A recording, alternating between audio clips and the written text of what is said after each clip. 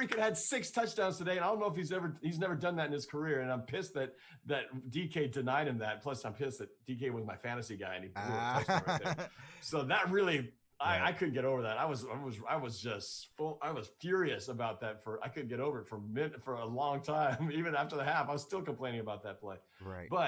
And of course, if he gets that touchdown, it's not quite the close game that it would have not have been if we had another touchdown cushion.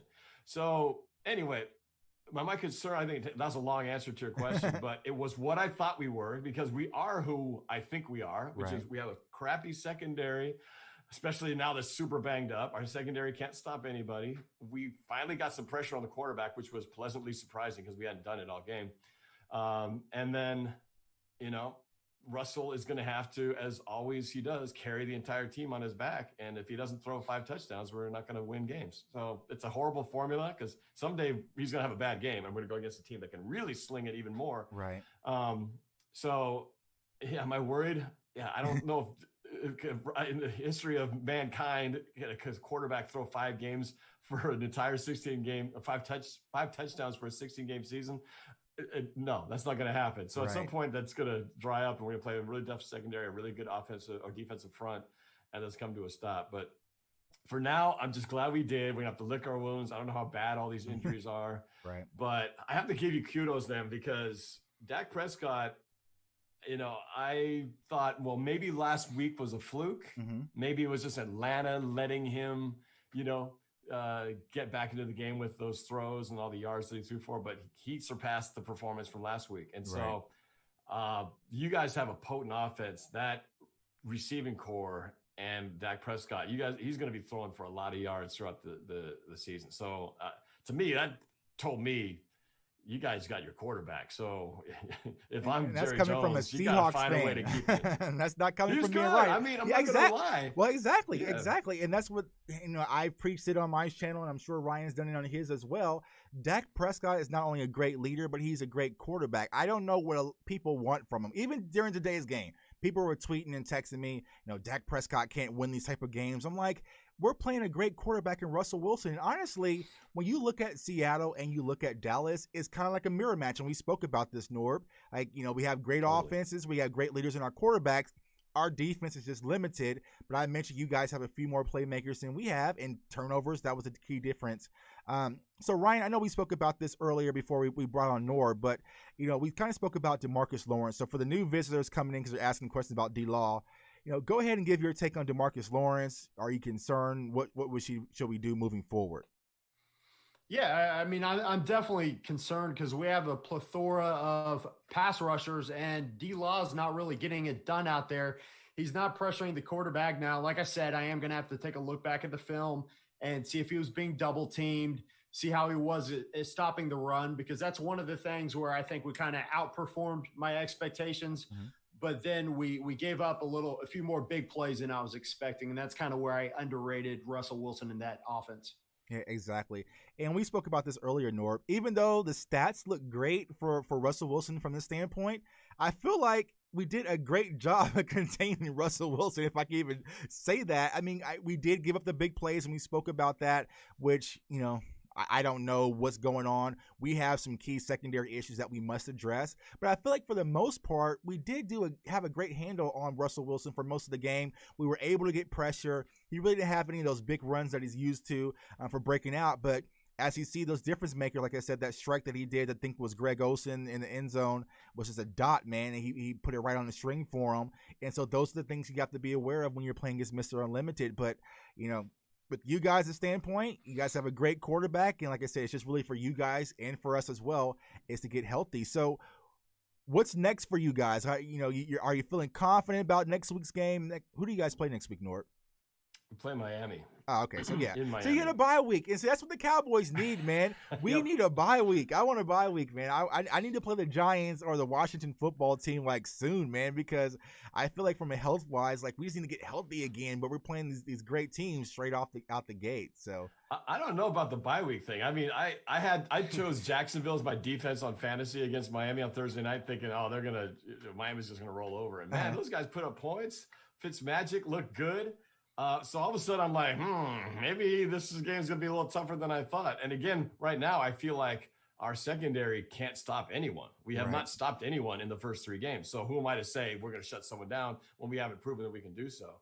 I was going to say, back to your comment, that what impressed me, or I guess what was different than what I expected, was our offensive line actually protected well, and your defensive secondary was a lot better than I thought it would be, because there was a lot of times when Russell was back there with a lot of time, and he's looking, he's ducking, he's looking. I'm like, throw the ball, and he's not throwing it. And then he'd either have to just throw it away, or he did get sacked a few times, or it would just be nothing. And I'm thinking, really, they're that covered down the field? I thought they had 2 starting corners out of the game, and they're covered like that. So that impressed me, and I was impressed by our offensive line, the fact that they were actually still able to give him time. It's just that time still didn't result in, the quick, plays. Fortunately for us, you guys, I didn't see the final numbers, but you guys had a lot of penalties, especially in the secondary that kept drives alive. Thank God for us, because there were times I thought it was over, and then all of a sudden holding, illegal contact, and that kept things moving and allowed us to keep going down the field, which turned out to be the difference, one possession. So, you guys actually did better on defense, especially in the secondary, than I expected. Yeah, you guys did give up the big plays, which eventually, obviously, 5 touchdowns. That's a lot of big plays. But it still was, in a lot of ways, better than I had expected. So, it was a good fight. It was a great game. I think that's what a lot of people wanted. I know we spoke about that numerous times. We also spoke about this morning. It was going to be an exciting game, America's Game of the Week. I personally got blacked out here in Kansas City, so I had to scramble to find a way to watch the game. I was getting all ready, and then it was like, we now take you to Denver. I'm like, whoa, what's going on? So but I was able to watch the game. I was a little delayed behind, but it was a great game. Like I said, as a Cowboys fan, Cowboys Nation, I'm not hitting the panic button. Seattle's a great team. We fought to the end. Even at the end of the game, we were still well in distance. We could have struck. I thought if Dak was able to get that pass off clearly, I think Michael Gallup or CeeDee Lamb could have made a play on the ball, but he's just rushing. There wasn't enough time left. Everyone was like, well, why didn't Dak just throw the ball out of bounds? There was 6 seconds left, and then it would have been just a Hail Mary to the end zone, and it probably would have worked in our favor. So he was trying to make the play. It definitely happened. So, like I said, great game, great win, my guy. All the Seahawks fans in the chat, I see you. Great win.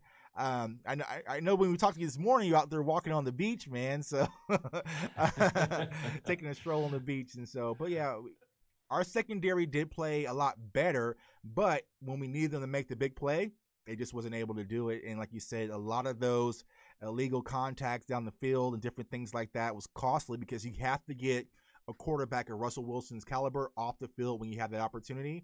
And a lot of those plays continued the drives, and we paid the price.